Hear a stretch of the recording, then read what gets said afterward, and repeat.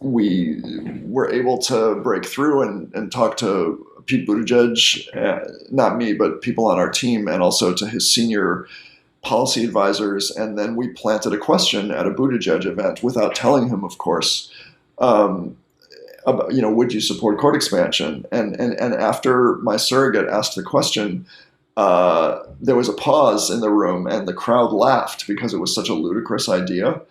And Buttigieg says, "This is not a laughing matter." And he went on.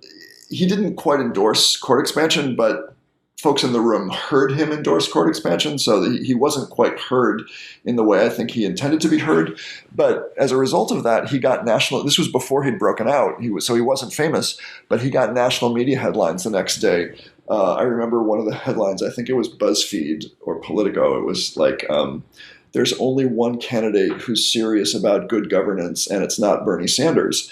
And so all the candidates could see, like, whoa, like this guy got a lot of traction out of supporting court expansion, which he hadn't again, but people thought he had.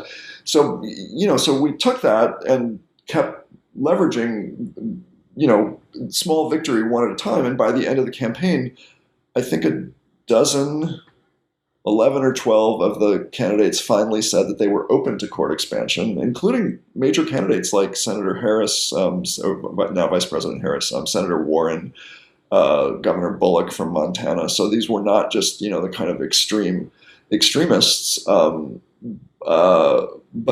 Klobuchar, who's a moderate, said she was open to court expansion. But two of the candidates actually endorsed court expansion.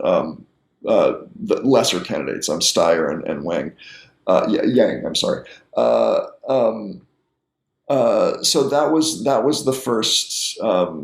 That was the kind of hatching of the idea, was to leverage the primary process.